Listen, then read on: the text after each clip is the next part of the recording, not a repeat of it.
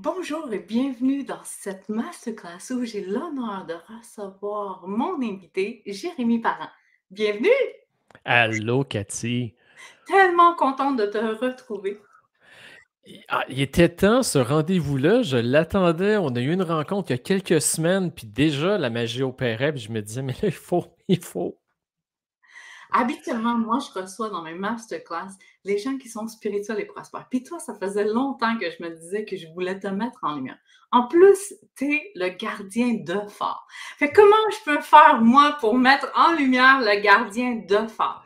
J'ai vraiment envie que tu m'expliques d'où vient ce nom-là. Puis après, on va parler un peu de ce que tu fais. Aïe, aïe, aïe. Écoute, on est dans la bonne communauté pour ce genre d'histoire-là. Longtemps, j'ai été gêné de la raconter, honnêtement. Il faut savoir que pendant 20 ans, moi, j'ai fait du redressement d'entreprise. Alors, j'étais en veston-cravate, j'avais pas ma casquette, puis j'étais pas en hoodie, je pouvais pas, c'était pas la norme. Et je me suis offert, à 35 ans, une crise de la quarantaine à l'avance. Parce que au moment où j'étais directeur de la Chambre de commerce à Magog, on a reçu Sylvain Guimond comme invité. Doc, tout le monde connaît Sylvain. Je connais très bien. Et Sylvain, à la toute fin, mettait en scène dans sa conclusion une question qui était: et lorsque vous allez être rendu à votre retraite avec vos petits-enfants sur vos genoux, quelle histoire vous allez avoir à leur raconter?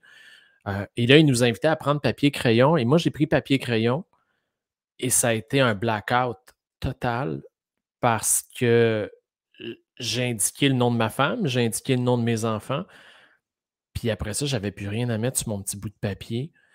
Euh, Tout avait été construit beaucoup sur l'ego, sur la performance, sans grand sens sur les acquisitions matérielles. Mais je me disais, merde, quand je vais être un vieux malcommode à 95 ans, puis mes petits-enfants vont être sur mes genoux, moi, ils n'en auront rien à foutre, tu sais, de tout ça, de mes découpures de journaux, puis des postes, puis des promotions. Et là, ben, est partie, c'est ça, la grande crise identitaire qu'on s'offre tout à un moment donné. Et cette crise-là, de fil en aiguille, m'a emmené à l'abbaye Saint-Benoît, m'a emmené à plein, plein, plein d'endroits. Et un jour, j'ai fait un post sur Facebook demandant: je veux aller dans un endroit dans le bas du fleuve, je veux la mer. Pas que je connaissais tant ça, mais j'avais cet appel-là. Et il y a quelqu'un qui me dit: mais pourquoi tu ne vas pas sur l'île verte dans le bas du fleuve? Il y a là un vieux phare et ainsi de suite. Puis moi, les phares, j'en avais rien à cirer. C'était une armature, là, c'était joli sur une photo. Je suis allé passer 3 jours sur l'île verte à forcer la réflexion. Tu sais, quand on veut des réponses, là, puis que c'est le cerveau, puis c'est pas le cœur qui parle, ben là, je cherchais, puis je cherchais, puis je cherchais. Puis à la troisième journée, parce qu'on peut juste y aller par traversier, à la dernière journée, avant d'aller prendre le traversier, je suis allé faire un dernier tour au phare. Et j'ai fait ce que je n'avais pas fait les 2 jours avant. Je ne sais pas pourquoi ça s'est fait là, mais je me suis juste approché, j'ai mis ma main sur l'armature du phare. Et là, ça a été une décharge électrique de 150 000 volts. J'ai eu l'impression d'être lié à ce phare-là. Ça a été, et je te l'explique, puis je le comprends toujours pas, et je ne veux même pas le C'est bon, comprendre. là, je ressens l'énergie, là, je l'entends avec tes mots, mais je le vis avec toi, là. Ah, c'était fou, Cathy, et je comprenais pas. En fait, je comprenais pas ce qui m'arrivait. Et c'était à la toute fin, fait que c'était frustrant. C'était grand, mais c'était frustrant parce que là, je devais m'en aller. Alors, tout ce que j'ai gardé, tout ce que j'ai pu faire comme mini-rituel pour m'ancrer tout près du phare, c'est que j'avais emmené avec moi dans mes bagages une photo de moi tout petit. Et j'ai pris cette photo-là et je l'ai déposée près d'une pierre face au phare en me disant, ben, minimalement, si je ne peux pas être ici tout le temps, je vais laisser un petit bout de moi dans l'endroit. Et c'est à partir de là où les phares sont devenus une source écoute, je me suis mis à lire sur l'histoire des phares et là, j'ai découvert le métier des gardiens de phare. Ces gardiens de lumière qui, jour et nuit, devaient veiller à ce que tout ça, ça brille, tu sais, et de façon à aider les autres à retrouver leur chemin. Puis à un moment donné, je me suis dit, et pourquoi pas? Et j'ai décidé comme ça, dans un live improvisé, à un moment donné, de présenter le gardien de phare. J'assumais zéro de ce qui se passait là parce que je ne me voyais pas, moi, dans ce rôle-là de celui qui éclaire les autres. Et je suis devenu confortable avec l'appellation du gardien de phare le jour où j'ai compris que ma mission à moi, elle est d'aider les gens à trouver leur étoile afin de sortir de l'ombre et briller. Et après ça, une fois qu'ils ont leur étoile, ben, ça leur appartient. Tu sais, je ne serai jamais responsable de la lumière des autres. Mais si minimalement, je peux leur rappeler qu'ils en ont une et qu'après ça, ils en sont responsables, ben, ma job, elle est faite. Et c'est ce que je fais via l'écriture. Donc, tu accompagnes les gens à écrire leur livre. Ça peut être une biographie, ça peut être leur histoire, ça peut être un roman. Je touche à tout. Du moment où le principe pour moi, c'est que l'écriture est une discipline qui transforme l'être humain, là. Et ça, peu importe, là, qu'on fasse un roman d'amour, un roman de science-fiction. Bon, il est évident que mon dada à moi, c'est les récits de vie, les romans d'inspiration, les Je l'ai lu. autobiographies. Elle est là, mon essence, mais la transformation par l'écriture, du moment où, comme humain, on décide d'écrire un livre, là, ben, c'est un projet qui nous tient à cœur. Alors, quand on décide d'avancer vers le projet puis qu'on se met en action, ben, qui on est au début, qui on devient pendant et qui on est à la fin, ben, on ne peut pas dissocier le rôle de l'auteur de l'humain qu'on devient, là. Alors, c'est ça, moi, ma grande mission. Puis quand est-ce que tu t'es dit: «OK, maintenant, c'est à moi d'écrire un livre»? Parce que là, tu nous as Mm. raconté le nom, le gardien de phare.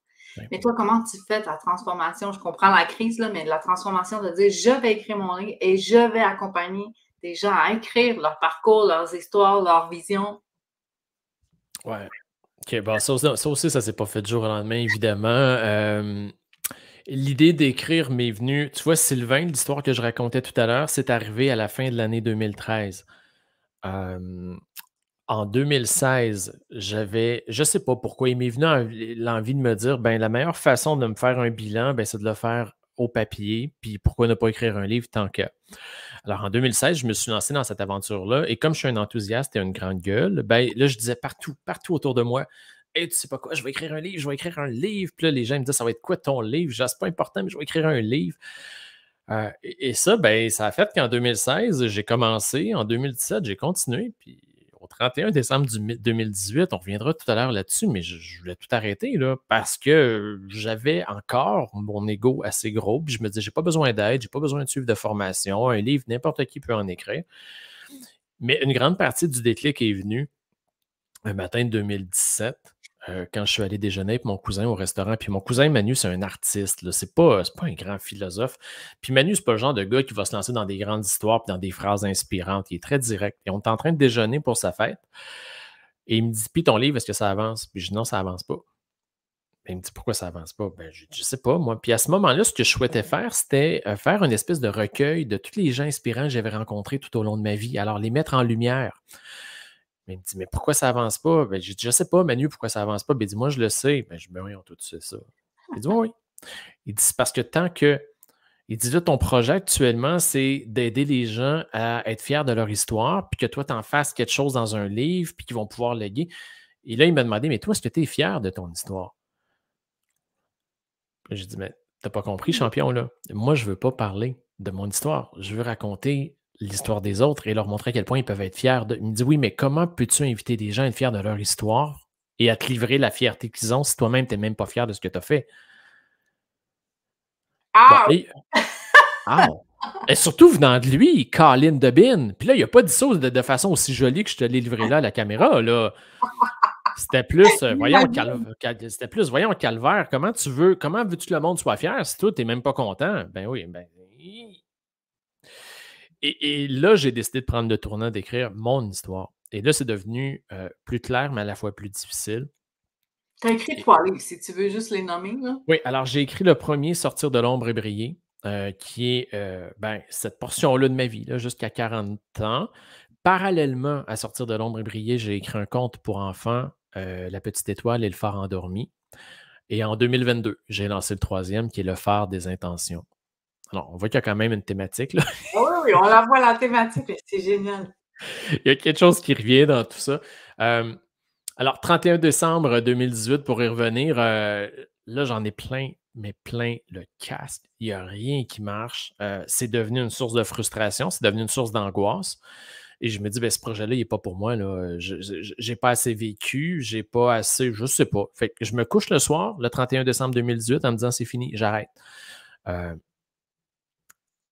La vie fait bien les choses des fois. Le 1er janvier 2019, avec ma femme et mes enfants, et ça, bon, on a mis ça très, très tôt dans notre vie de famille, cette routine-là, mais le premier de l'an, le matin, on se fait un déjeuner ensemble et on revient sur notre dernière année, puis on se souhaite à chacun des trucs pour l'année à venir. Et à la fin de ce déjeuner-là, ben, j'ai pas été le premier à prendre la parole, ni le deuxième, ni le troisième, parce que là, mon petit bonhomme me dit, Papa, pour cette année, ben, je te souhaite de terminer ton livre. Puis là, ma fille m'a dit, Papa, tu n'es jamais allé au bout d'un projet personnel, tu le mérites tellement, tu sais, on serait fiers de toi. Puis ma femme qui me dit, tu sais, tu peux pas ne pas le faire. Et ça va être cette année. J'ai jamais eu le courage, Cathy, de leur dire que je voulais arrêter, là. Je pouvais plus. Je pouvais plus parce que le projet était devenu beaucoup plus grand que moi déjà. Et là, je me suis dit que j'allais me donner un petit coup de pied au derrière. Résultat des courses, je pourrais te raconter l'histoire de la petite étoile. Je pourrais, mais les gens ils viendront nous voir au Salon de l'Éveil, je leur raconterai. Là. Mais résultat des courses, le 14 novembre, alors ça, c'est comme 11 mois plus tard, le jour de ma fête, j'avais décidé de réserver une salle de spectacle. J'étais sur scène devant 150 personnes et je lançais mes 2 premiers livres. Ça a été dément. Et sur scène, j'avais une chanteuse avec moi. On a fait ça parce qu'il y a eu des moments marquants. Tu sais, l'envie d'écrire, moi, c'est pas quelque chose que je portais. Je pensais pas. Jusqu'à ce qu'un jour, on me le demande et qu'on me dise, Jérémy, est-ce que tu as toujours voulu écrire? Puis là, ben, j'ai eu beau fouiller, je ne trouvais pas. Et c'est en prenant une marche sur le bord du lac, je suis dans les cantons de l'Est, alors tout près du lac, même Frémagogue, un matin, il y a des flashbacks qui remontent. Et là, j'ai un flashback de moi assis dans la voiture avec mon petit frère en arrière, mes parents en avant. Et rapidement, l'année m'est revenue, on est en 89. Et on revenait d'un party de Noël. Puis il faut savoir que dans ma famille, du côté de ma mère, ce sont des gens qui ont le coude léger et qui ont besoin de se taper sa gueule pour se dire qu'ils s'aiment à la fin. Alors, on arrive dans un party, ça va bien, la boisson embarque, ça se crie de la marde, et à la fin de la veillée, tout le monde se fait des gros câlins puis ils s'aiment comme si c'était rien passé. Ce soir-là, dans la voiture, en revenant, ben, j'entends ma mère pleurer. Moi, j'ai 12 ans à ce moment-là. J'entends ma mère pleurer, puis je ressens la colère de mon père. Puis dans mon corps de petit cul, je ne sais pas comment le gérer, puis je ne les ai pas, les mots. Et je ne sais pas comment faire. Et à la radio, qui jouait en sourdine, écoute, le niveau du volume, il devait être à 2 ou 3, là, mais dans ma tête, ça a sonné comme si j'étais au forum. Mais Patrick Bruel a commencé à chanter Casser la voix. Ah. Crier sa haine comme un chat qu'on égorge. Cette enveloppe-là de mots, là, elle est venue me bardasser. Et là, j'ai compris qu'à ce moment-là, un jour, j'écrirai un livre, mais pour dire à quel point les gens ils sont laids, à quel point les gens sont méchants, puis que ceux qui devraient nous aimer, des fois, sont ceux qui nous détruisent. Ça a été mon premier ancrage avec mon désir d'écrire. On est loin de sortir de l'ombre et briller. On est loin du message lumineux, mais il fallait que ça naisse à quelque part et c'est là que c'est arrivé. Ça, c'est l'élément déclencheur. Souvent, ce qu'on entend quand les gens veulent, mais quand on leur dit, est-ce que tu veux raconter ton histoire, est-ce que tu veux écrire un livre, le premier blocage qu'ils ont, c'est je suis pas bon en français ou je suis pas bon en écriture. Puis le deuxième blocage que moi j'entends souvent aussi, c'est j'ai rien à raconter. Fait que toi, je pense que tu arrives à dire à toutes les gens qui viennent vers toi, de la même chose que moi, les gens qui viennent vers moi, qui veulent prendre la parole en public, qui veulent monter sur la scène, qu'est-ce qu'on leur dit? C'est que tout le monde a une histoire à raconter. En fait, tu vois, j'ai changé le verbe, moi, dans cette phrase-là. Vas-y. Et c'est tout le monde est une histoire à raconter. Ah, j'aime ça! Oui, ça change complètement la perspective. Parce que là, on remet 100% le focus sur la personne. Et là, on est capable d'introspection puis de pointer, là, parce que ultimement, là, des sorties de l'ombre et briller, là, j'en ai vendu beaucoup, puis je continue d'en vendre parce que j'ai développé des produits connexes. Mais quand les gens m'écrivent, puis ça a dû t'arriver toi aussi avec tes livres, Cathy, nous, quand on écrit avec une intention, avec un message à livrer. Maintenant, quand les feedbacks, les rétroactions nous reviennent, souvent, c'est même pas proche de ce que je voulais dire. Et souvent, moi, il y a des passages écoute, je vais te l'expliquer. Dans Sortir de l'ombre et briller, je raconte un épisode où je suis allé vivre une expérience de régression vie antérieure. Au moment où je lance mes livres, je suis directeur de la chambre de commerce. Là. Les gens ne me connaissent pas pour ça, crime. Puis c'est pas quelque chose que je crie sur tous les toits. Et puis, quand est venu le temps d'écrire cette histoire-là, j'ai beaucoup hésité. Et puis la vie, encore une fois, fait bien les choses. Mais j'étais à l'abbaye Saint-Benoît en retraite d'écriture en silence pendant que j'écrivais ce chapitre-là. Et je l'ai écrit en me disant que je n'allais pas l'intégrer. Et j'ai décidé de l'intégrer à la toute fin. Mais c'est le chapitre dont on me parle le plus. C'est ce que j'allais dire. C'est celui. Alors, souvent, les gens, ils se reconnaissent là dans un désir ou dans une expérience qu'ils ont vécue. Des fois, ils vont accrocher sur une portion de leur enfance qui fait résonance avec la mienne. Mais ce que les gens viennent puiser dans nos livres, ultimement, là, puis il n'y a rien de péjoratif dans ce que je vais dire là, mais l'humain, il est fondamentalement nombriliste et il va trouver de la valeur dans une expérience quand il peut s'y reconnaître. Alors, s'il y a un bout de mon livre qui fait en sorte qu'il a l'impression que c'est une révélation, ben c'est qu'il le porte déjà, ça fait juste le mettre en lumière. Là. Fait que c'est pas mon histoire qui l'intéresse. C'est le chemin, c'est le message, c'est le mot, c'est bref. C'est se reconnaître en toi, puis se reconnaître avec les autres, parce qu'on est tous uniques, on est tous différents, mais en même temps, on se ressemble tous. Elle est là, la beauté. Voilà. Puis les personnes qui disent « Ah, moi, je ne sais pas écrire », qu'est-ce que tu leur dis? Parce que c'est un frein. Qu'est-ce que tu leur dis? C'est pas beau. Ben, c'est pas beau, mais c'est presque poétique maintenant, parce que je l'ai dit. Mais ce que j'enseigne aux gens qui viennent vers moi, parce que tu l'as nommé, bon là j'ai écrit 3 livres, mais j'ai des formations en ligne, puis je fais beaucoup d'accompagnement privé. J'ai fondé ma maison d'édition aussi. Puis tu sais, pour donner une image très claire, là, puis bon, c'est pas une référence pour toutes les générations, mais ce à quoi j'aspire, moi, c'est devenir en fait, et ça fait exprès, je viens d'oublier son nom. Non, je viens pas de faire ça, moi là. Je ne viens pas de faire ça, c'est pas vrai! Le Jean-Marc, le grand jovialiste. Non, j'ai pas fait ça. Jean-Marc Chaput. Oui! Et voilà.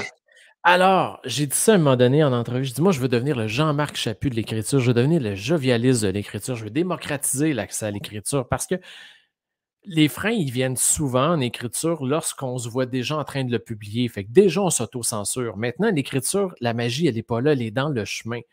Et ce que j'enseigne, c'est l'art du vomissement élégant des mots. Bon, vomissement, c'est clair, là. C'est un mouvement incontrôlable de l'intérieur vers l'extérieur. Et là, je mets au défi les gens qui nous écoutent de serrer les dents quand ça monte, cette histoire-là. C'est impossible, là. Alors, il faut laisser aller. Il faut laisser aller ce qui est pris au niveau de la gorge, ce qui est pris au niveau de la tête, ce qui est pris au niveau du cœur, qui emprisonne souvent les pépites derrière, là. Alors, quand on prend un papier, un crayon et qu'on est de nous à nous, il n'y a pas de jugement. Il y en a zéro, à part le jugement qu'on se porte à soi-même. Puis là, je vois le vert, soyez bienveillants envers vous-même, là.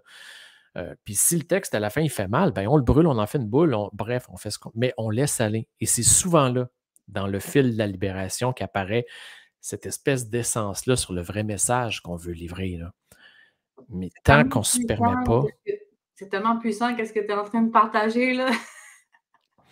Je me reconnais, tu sais, quand j'étais petite, j'ai tout le temps aimé les histoires. Fait quand j'étais petite, je me disais, un jour, je vais écrire un livre, un jour, je vais écrire un livre.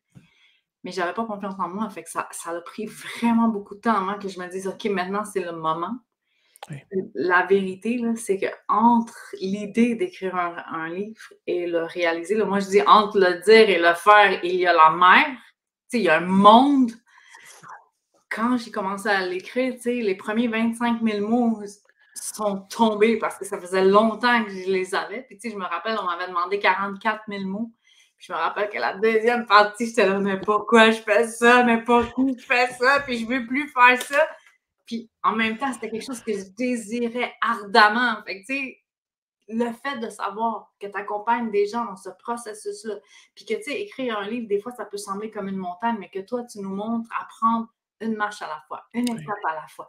Tu leur montres à... En fait, j'ai aimé ça parce que j'ai retrouvé sur ton site 3 étapes. Tu les accompagnes en 3 temps. Puis ton premier temps, c'est trouver ton étoile. Ton deuxième temps, c'est sortir de l'ombre.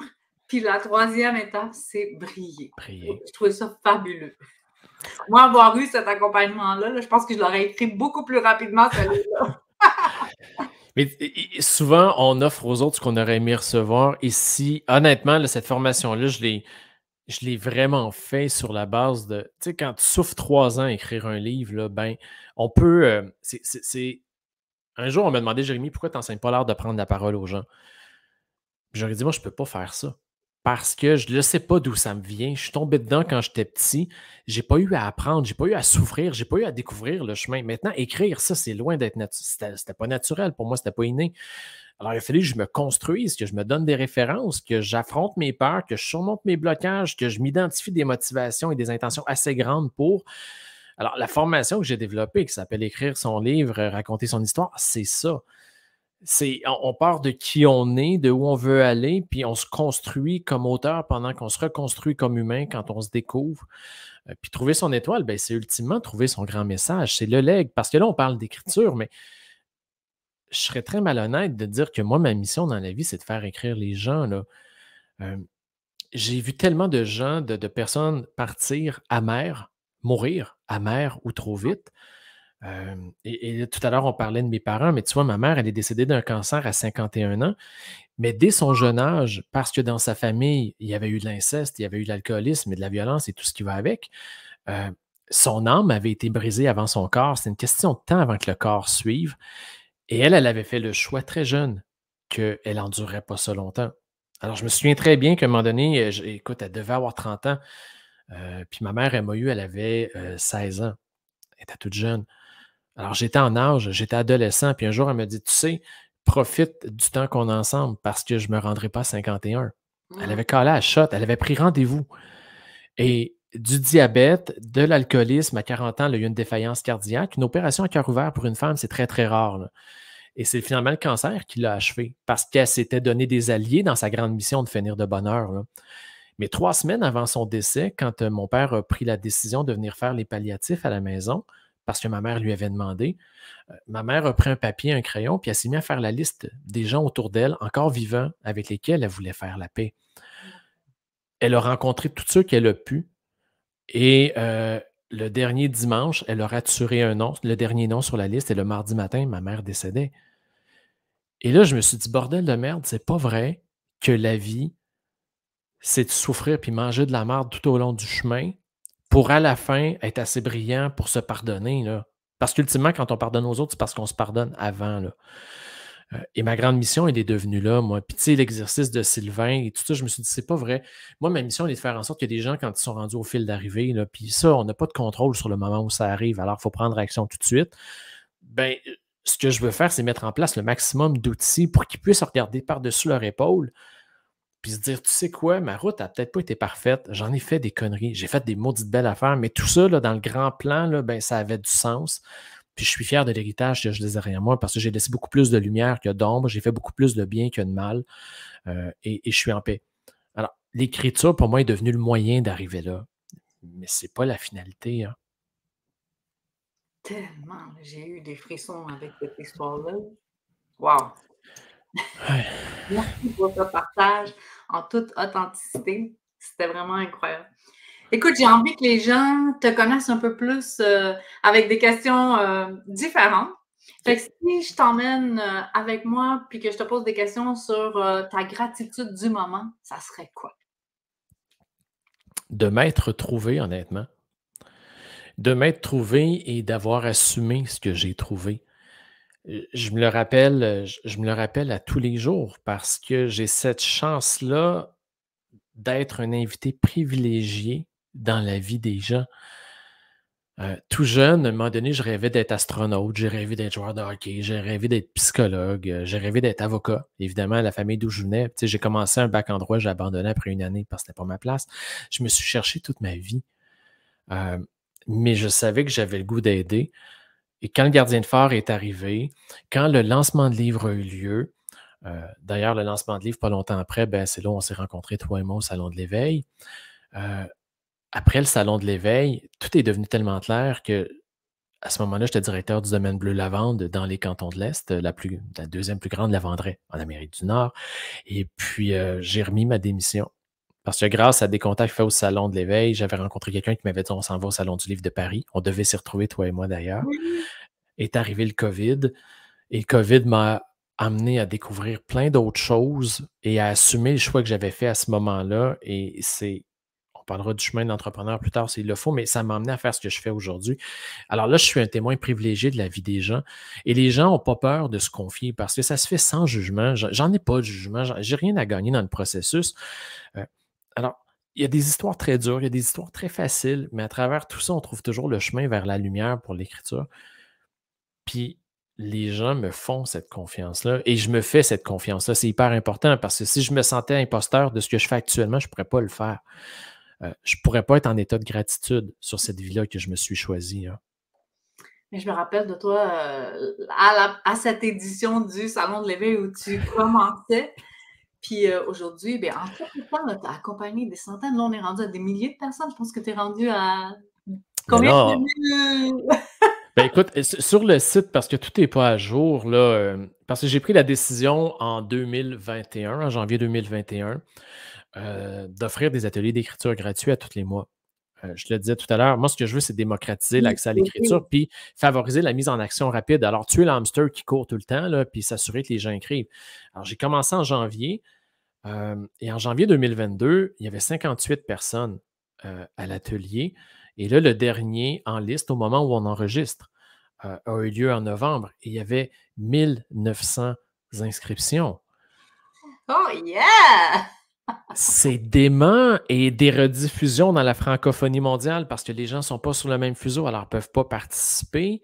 Et ta question, elle était. C'était quoi ta question? Combien de personnes tu as accompagnées? Parce qu'en très peu de temps, Oui. tu as accompagné beaucoup de personnes. Mais le chiffre, c'est irrelevant, c'est pas important. Le chiffre, c'est juste pour dire qu'en très peu de temps, je t'ai vu passer du jeune entrepreneur, ben tu es jeune encore, là, mais du nouvel entrepreneur à cette ascension fulgurante. Puis quand je dis spirituel et prospère, c'est parce que toi aussi, tu es connecté, toi aussi, tu es aligné. Puis ça, être spirituel, ça ne veut pas dire que c'est facile. Hein? C'est on est challengé constamment, on est remis en question constamment. Puis pourtant, on a cette voix-là qui nous appelle et qui nous dit on est ici pour plus grand que ce que nous, on peut faire avec nos mains. T'sais, on est porté par plus grand que soi. Mais quand on l'habite, quand ça nous habite et quand on l'assume, je te dirais, hein, parce que tu le sais, et tu es présente sur les médias sociaux aussi, puis j'ai plein de collègues qui font dans l'écriture aussi, qui font dans le développement personnel, parce que tout ça est lié. Et je les vois les pubs passer des fois, tu sais, les messages mesquins en dessous, là, puis les messages gratuits, puis je n'ai jamais eu de tels messages. Jamais. Et pourtant, on en a mis du budget de pub, puis on en a testé des angles différents, à la limite provocateurs, puis je pense que quand on le vibre et qu'on le vibre vraiment et qu'on l'habite, on est à l'abri. Oui. Les gens viennent vers nous, on n'a pas besoin d'aller les chercher. Non. Présentement, moi je suis curieuse, là, quel est le projet qui t'emballe présentement? Ah, cacahuète. Hey, c'est une bonne question parce que tout a été tellement vite. Tu vois, ça fait 2 semaines là, que j'ai l'impression de revenir dans mon corps parce que cette année a été incroyable. Ce qui m'habite actuellement, pourquoi je ne suis pas capable de répondre à ça spontanément, moi? Non, honnêtement, tu n'es pas le seul. Je te dis, j'arrive avec des questions que le monde ne sont pas habitués d'avoir en entrevue. Donc, je sais que mes questions peuvent être déstabilisantes, mais en même temps, nous, ça nous fait découvrir. Ben oui, ben c'est parce que tu sais, il y a les bonnes réponses de l'entrepreneur, celles qui nous font bien paraître, tout ça. Puis, OK, je te dirais, puis je ne l'ai même pas annoncé encore. Puis là, ça fait que je me commets à la caméra dans un projet que je n'avais même pas annoncé. Et ça, je ne pensais pas aller là le matin, moi, mais le projet que j'avais quand j'ai commencé à écrire, celui de mettre en lumière des gens inspirants. Tu sais, mon dernier livre, j'ai lancé en 2022. Les gens réclament une suite, mais je n'ai pas la disponibilité pour le faire actuellement. Je suis trop dans aider les gens à écrire. Et quand j'étais sur scène le 14 novembre 2019, il y a une personne à la fin qui me posait une question et qui me dit Jérémy, quel va être ton prochain projet d'écriture? Et j'avais dit ce prochain projet-là va s'appeler Les Nouveaux Gardiens de phare et ça va être un recueil d'histoires de gens ordinaires, mais présentés par des gens qui les aiment et ainsi de suite. Et j'ai vraiment le goût en 2024, dès janvier-février, de mettre en place cette initiative-là où je vais inviter des gens dans le cadre d'une cohorte d'écriture. Il n'y aura pas plus que 20 personnes. On aura 10-12 rendez-vous là, chaque semaine avec des experts en écriture. Mais l'idée, c'est qu'à la fin, on va finir avec un texte de probablement 3-4 000 mots maximum sur une personne inspirante. Et là, l'auteur qui va participer avec moi à la formation ne pourra pas écrire sur lui ou sur elle. Là. Va devoir écrire sur une personne qui l'inspire. Et là, ben, les Nouveaux Gardiens de phare, ça peut devenir un collectif annuel par la suite. Là. Mais quel coup incroyable! Là. Quelle révélation là, aujourd'hui! Wow! Hey, là, il faut que j'assume tout ce que je viens de dire là. Mais pour vrai, moi, je suis tellement contente là, parce que, encore une fois, on voit ton authenticité, ta transparence, ta bienveillance, tout le temps en train de, comme un gardien de phare, mettre en lumière aussi les autres. Wow, je trouve ça absolument fabuleux. Maintenant, Qu'est-ce que tu ne fais pas, mais que tu aimerais faire? Honnêtement, là, beaucoup, mais beaucoup plus de scènes et de présentiel. Une grande partie de ma vie actuellement se déroule derrière l'écran dans mon studio Ça parce nous a que manqué le présentiel, à vous, là. Déjà, on n'en avait pas assez, puis là, on nous l'a coupé complètement pendant si longtemps. oui, mais il y a quelque chose qui à chaque fois se passe. Tu sais, sur scène en 2019, j'ai vécu mon truc dans mon environnement sécuritaire devant des gens que je connaissais. En 2020, dans une salle à Laval de 40 personnes, j'ai eu la chance de me lancer dans le vide pour la première fois. Et quand tout à l'heure tu disais que j'étais un bébé entrepreneur, ben c'était le cas, là. Je veux dire, moi, je checkais, j'étais avec ma femme qui m'accompagnait. Je voyais les vieux routiers autour de moi, les expérimenter parce que j'avais payé pour être dans le corridor avec les gens. J'avais le maudit Robert Savoie en avant de moi. Il m'énerve, Bobby, mais il m'énerve. Il y avait un kiosque avec un backdrop gros comme 12 pieds de long avec sa face en gros. Puis il y avait plein de bénévoles avec des iPads qui prenaient des courriels. Robert n'était même pas là que son kiosque. Il y avait plein de monde. Je le jalousais. Je me disais merde. Et puis là, à un moment donné, je l'ai vu sortir de la salle parce qu'il donnait une conférence. Et là, j'ai vu tout le groupe le suivre. Et je l'ai vu faire ces câlins légendaires de 155 minutes. Ça n'a pas de saint bon sens. Et j'ai fait wow, ça, un jour, je veux faire ça, là. Et, et quand on s'est revus cette année, en 2023, au Salon de l'éveil à Laval, ben c'est cette image-là que je chérissais. Mais la pression, elle était énorme. Bon, j'avais un gros kiosque, je n'étais pas tout seul, j'avais des auteurs avec moi, l'énergie était Magnifique ton kiosque, honnête. vraiment, là, on va le dire, là, il était magnifique, super bien. L'emplacement, puis les gens sont venus par centaines, par milliers, là, en 2 jours. C'était complètement dément. Je pensais pas que dans un salon, on pouvait, bon, comme entrepreneur, convertir autant, mais au-delà de tout ça, c'est connecter véritablement dans une masse, là, dans une foule. Et mon moment stressant à moi, ben, ça a été la salle, là, parce que dans mon statut de présentateur, tu sais, je me sentais, parce que dans les bénéfices qui me sont octroyés, j'avais une présence sur la grande scène, je me sentais, écoute, imposteur, mais fois 1000, là. Quand j'ai vu la programmation sortir et que je me retrouvais avant Cathy, voyons, Karine Champagne, avant Karine Champagne, après c'est ça, après Jean-Pierre Gravel, puis là, à travers tout ça, il y a plein de visages. Il y a plein de visages, plein de personnalités connues et non Hey, connues.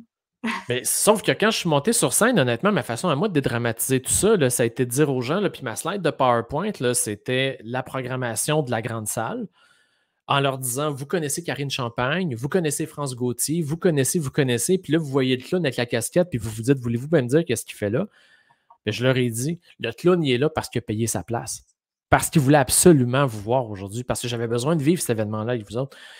Et en entrant, parce que la salle se vide souvent quand un conférencier se termine. Quand tu dis payer ma place, là, c'est parce que tu étais commanditaire. Là. Oui, c'est ça. Je veux juste qu'on spécifie cette. Ben oui, j'étais présentateur, c'est ça, de l'événement. Alors, quand je suis rentré dans la salle et que j'ai vu qu'évidemment, les gens du conférencier précédent l'avaient suivi à son kiosque, puis que moi, ça se vidait, puis que là, il y avait peut-être 5-6 personnes, je me suis dit, oh my God, qu'est-ce que je viens de foutre là, moi? Et là, tranquillement, et tranquillement, et tranquillement. Puis à 15-20 minutes de la fin, j'ai arrêté de regarder derrière moi parce que j'étais beaucoup trop nerveux. Et c'est l'animatrice de la salle à -5 qui m'a dit, tourne-toi et regarde ce qui se passe, Oui, Jérémy. c'est Louise. Louise, merci, on la salue aussi.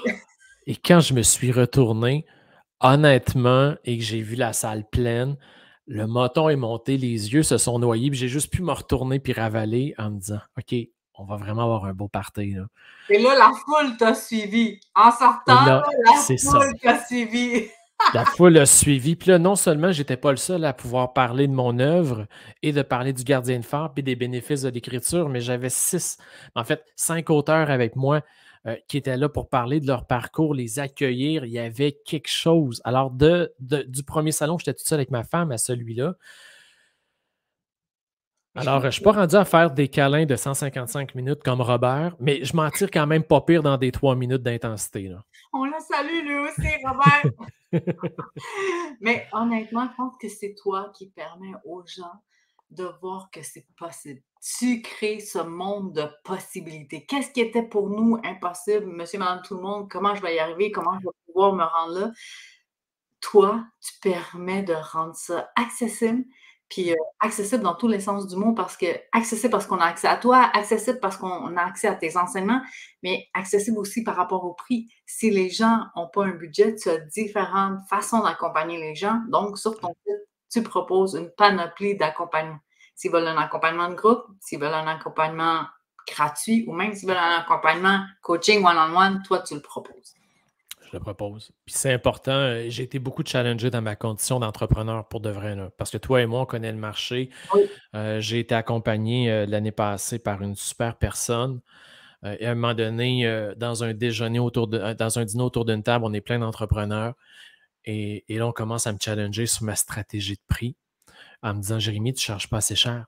Jérémy, ce que tu offres là en termes de qualité de transformation, ça vaut 3 fois ce que tu offres. Puis honnêtement, là, c'est sorti, c'était quasiment un cri tribal parce que là, je me faisais bombarder avec bienveillance, évidemment, là, parce que ces gens-là sont là pour nous aider, pour nous élever. Mais là, j'encaissais un par-dessus l'autre, puis je me sentais rapetissé dans le processus. Et à un moment donné, tout ce que je leur ai dit, c'est moi, ma job, calvaire, c'est pas de faire des millions en faisant écrire des gens. Ma job, c'est de démocratiser l'accès à l'écriture. Et je viens d'un milieu où j'ai été élevé dans une famille où mes parents gagnaient. Écoute, je pense que la plus grosse année qu'on a eue là, de revenu familial, c'est 35 000 $. Des paniers de Noël, on en avait une année sur deux. Jamais à ce moment-là, si moi j'avais été habité ou si mes parents avaient été habités par une envie d'écrire, là, jamais ils auraient pu se permettre une formation à plusieurs milliers de dollars. Et c'est pas vrai que quand on n'a pas de sous ou qu'on n'est pas financièrement avantagé, notre histoire, elle n'est pas aussi importante que celle de quelqu'un qui a les moyens d'être accompagné. Alors, depuis le début, et même si mes formations ne sont pas chères, ma façon à moi de m'affranchir du fait que je charge pour mes services, ben, c'est d'offrir des ateliers d'écriture gratuits par mois. Tu vois cette relation? Il faut que je donne du gratuit pour me sentir justifié de demander aux gens de payer. Ça fait partie de mes croyances, mais ça fait surtout partie de mes valeurs. Et c'est pas un frein, c'est clairement assumé, là. Je me reconnais beaucoup en ce que tu dis. Je pense que c'est pour ça qu'on a une si belle connexion. Écoute, de tout ce que tu nous as partagé, ça peut être professionnel, ça peut être personnel. Dis-moi, de quoi es-tu le plus fier aujourd'hui?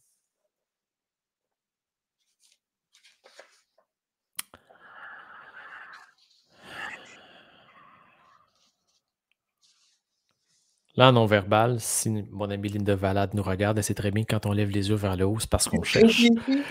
On cherche. Oh, salut Linda Malade! Que j'aime d'amour, oui. Je pense que j'ai. C'est ma femme et mes enfants. C'est cet amour-là dont je suis entouré. Parce que c'est pas quelque chose qui est acquis. Et tu sais, pour bien contextualiser l'importance d'être entouré, tu sais, puis la valeur que ça peut avoir, adolescent, j'avais de graves problèmes de peau. En fait, j'avais un acné hyper sévère, là, très, très, très sévère, que je réussissais à surpasser par l'humour, parce que je faisais rire les gens, parce que j'étais un charismatique. Alors, les gens venaient qu'à faire abstraction de tout ça. J'ai eu une copine en secondaire 4, secondaire 5, avec qui j'ai été 2 ans. Quand on s'est séparés, ça m'a fait mal. Quelques années plus tard, on est à la maison avec mon frère. On écoute la télé, un film de filles de Noël, là. Et puis, mon frère et moi, on a vraiment une belle relation. Puis, tu sais, on est capable de s'envoyer des vacheries, mais ça se fait avec amour. Et j'étais vulnérable ce soir-là. Lui, il ne l'a pas senti. On écoute le film de filles. Et puis, je disais à mon frère, je me souhaite tellement une rencontre comme ça un jour, parce que là, je devenais un jeune célibataire endurci. Et mon frère, dans tout ce qu'on est d'habitude, me dit, ben, c'est pas avec la face que t'as que ça va arriver, champion, là.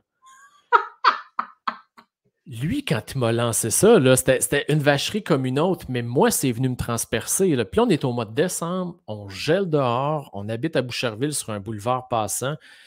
Et tout ce que j'ai le temps de faire, honnêtement, là, c'est de sentir la boule de colère monter, mettre mes bottes, même pas mettre de manteau, traverser l'autre bord de la rue dans le champ et me mettre à piocher dans la neige et à crier comme un démon.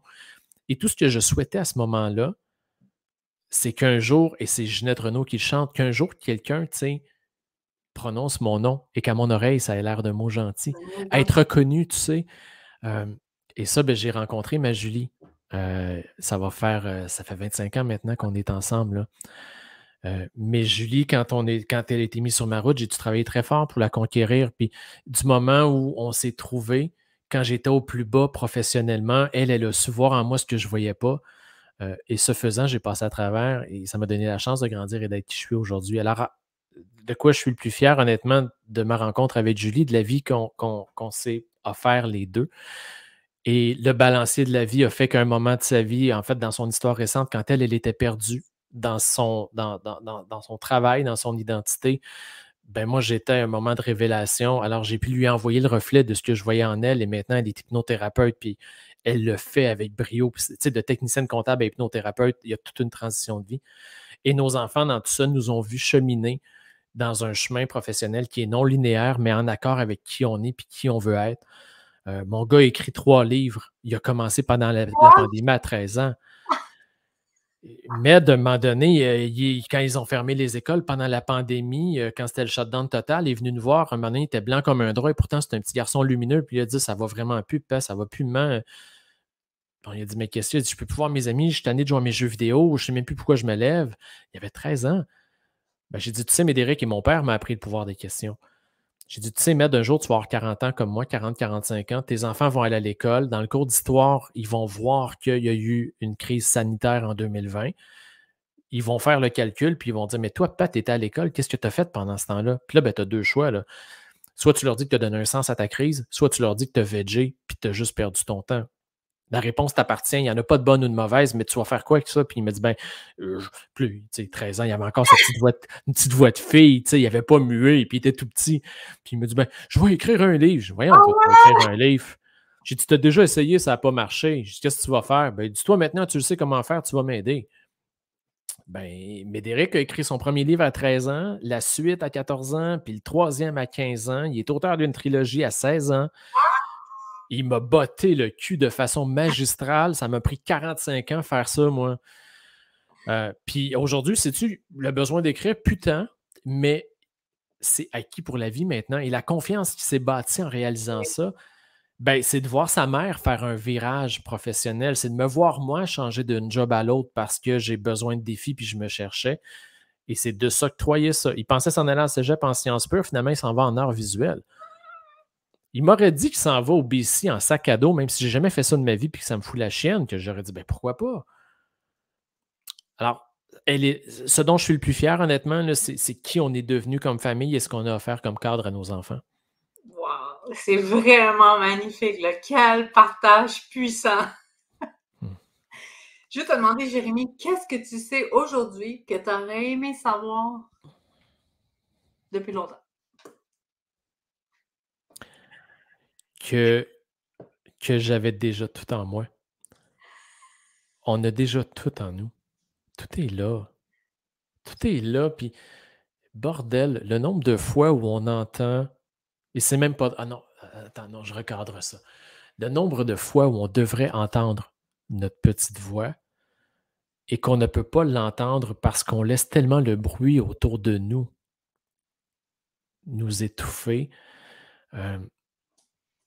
Tu sais, tout ce que j'ai cherché quand ma crise existentielle a commencé, puis ça n'a pas été, j'ai pas arrêté de fonctionner, puis je suis pas tombé, tu sais, légumes, là. Je veux dire, je continuais à travailler, mais c'était toujours dans le back burner. Mais je suis allé me chercher. Écoute, la première retraite que j'ai faite à l'abbaye Saint-Benoît, c'est une retraite de silence. Ça m'avait été recommandé par un ami. Quand je suis rentré là, j'avais payé pour 2 nuits, alors 3 jours. Et puis après la première nuit, le lendemain matin, j'ai ramassé ma valise, puis je suis parti en mode ninja parce que je voulais pas que les frères me voient, je voulais pas être jugé. Et puis je suis revenu à la maison. Puis en revenant à la maison, ma femme m'a dit, qu'est-ce que tu fais là? Ben, je dis, c'est le bon Dieu, puis moi dans la même église, il y avait un égo de trop. Ça, là, c'est encore la réponse stupide qu'on cherche à donner quand on veut. Ce qui était le cas, en fait, ce qui était surtout le problème, c'est que confronté au silence, là, je me suis mis à entendre tout le bruit que j'avais en dedans et c'était ben trop tough. C'était ben trop étourdissant et j'étais pas capable. Alors, à ce moment-là, tout ça, là, ça demandait juste à émerger en dedans, puis j'étais pas capable d'y porter attention parce qu'il y avait trop de filtres, il y avait trop de trucs. Euh, Maintenant, je suis capable. Je m'écoute. Euh, alors, j'aurais aimé savoir beaucoup plus vite et beaucoup plus tôt que je pouvais me faire confiance parce que tout était déjà là. C'est le mal d'aujourd'hui. Je pense qu'à chaque fois qu'on se retrouve tout seul, il faut qu'on se distrait. On prend notre cellulaire, on écoute quelque chose, on regarde quelque chose, il faut absolument qu'on se distrait. Et pourtant, c'est les moments où on a des révélations, les moments où on a des connexions intenses, c'est quand on est seul avec nous-mêmes. Mais c'est pas facile à faire. Tu sais, c'est pas facile de dire je vais me distraire de tout ce bruit, je vais me concentrer sur mon intérieur. Puis je trouve ça absolument magique que tu partages ça comme qu'est-ce que j'aurais aimé savoir avant que je sais maintenant. Wow! En terminant, moi, ma phrase fétiche que je dis tout le temps, c'est chacun de nos gestes résonne dans l'univers. Des fois, on fait des choses dans notre quotidien puis on n'a pas l'impression que ça peut affecter une personne qui est à l'autre bout du monde. Est-ce qu'il t'est arrivé une histoire, une situation où tu as posé un geste et que le geste t'a dépassé, qui a résonné dans l'univers puis que tu t'es dit, My God, jamais j'aurais pensé que ça se serait rendu comme ça. Regarde, je te soulage, là, c'est la dernière question. Je sais que je te fais réfléchir. Non, non, c'est que je le sais ce que je dois te répondre, tu sais, puis je vais juste me créer la bulle, la bulle pour bien te le livrer. Parce que je ne sais pas pourquoi, c'est une histoire qui m'émeut encore beaucoup.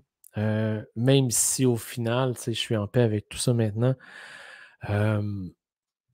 On était pendant le COVID, en 2020, je pense. Ouais, 2020, là. Il ne faut pas que je me trompe dans mes dates. Ouais, COVID 2020.